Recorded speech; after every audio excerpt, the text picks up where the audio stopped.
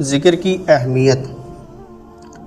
ذکر اتنا عظیم الشان عمل ہے کہ اس کے لیے اللہ رب العزت نے اپنے انبیاء کرام کو بھیجا۔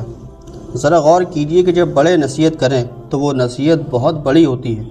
اب نصیحت کرنے والے اللہ رب العزت اور جن کو نصیحت کی جا رہی ہے وہ انبیاء کرام، تو معلوم ہوا کہ یہ نصیحت بڑی اہم ہے۔ اللہ رب العزت نے قرآن مجید میں تذکرہ فرمایا، دو حضرات کو نبوت سے سرفراز کیا اور ان کو اپنے کام کے لیے بھیجا، تو بھیجتے وقت ان کو ہدایات اور نصیحتیں کی، اور نصیحت کرتے ہوئے فرمایا سیدنا موسیٰ علیہ السلام اور سیدنا ہارون علیہ السلام کو کہ جائیے آپ اور آپ کا بھائی میری نشانیوں کو لے کر، معجزات کو لے کر، مگر تم دونوں میری یاد سے غافل نہ ہونا۔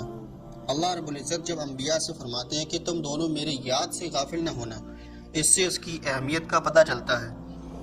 یہ ہے دعوت اللہ کی ابتدا کہ جائیے فرعون کے پاس، وہ باغی بنا ہوا ہے، اور دعوت اللہ کی انتہا یہ ہوتی ہے کہ انسان کو پھر اپنی جان بھی پیش کرنی پڑ جاتی ہے، عین اس لمحے میں جب کہ مومن اپنی جان اللہ کے راستے میں قربان کر رہا ہے۔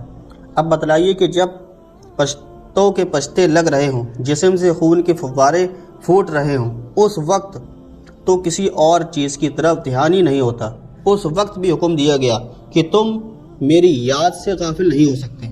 فرمایا یا ایھا الذین آمنو، اے ایمان والو، اے ماننے والو، اذا لقیتم فئۃ فاثبتوا، کہ جب تمہارا آمنا سامنا کسی کفار کی جماعت کے ساتھ ہو جائے تو تم ڈٹ جاؤ۔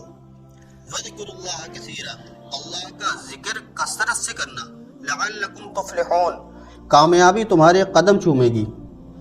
اب یہ اذکر اللہ کثیرا کا لفظ اگر درمیان سے نکال دیتے اور یوں کہتے یا ایھا الذین آمنوا اذا لقیتم فئۃ فاثبتوا لعلکم تفلحون، تو بات پھر بھی پوری ہو جاتی، لیکن نہیں، اس نقطے کو درمیان میں رکھا گیا۔ عین اس وقت جب تمہیں اپنی جان کی فکر دامنگیر ہو، عین اس وقت بھی تم میری یاد سے غافل نہ ہونا۔ جب یاد سے غافل نہیں ہوگے تب میری مدد تمہارے شامل حال ہوگی اور کامیابی تمہارے قدم چومے گی۔ اب سوچنے کی بات ہے کہ دعوت اللہ کی ابتدا میں بھی ذکر کا حکم اور انتہا میں بھی ذکر کا حکم۔ معلوم ہوا کہ یہ انسان ذکر سے ہی آگے بڑھتا ہے، اس کا سفر ذکر کے بغیر طے نہیں ہوتا۔ تو ذکر یہ ایک بہت اہم رکن ہے۔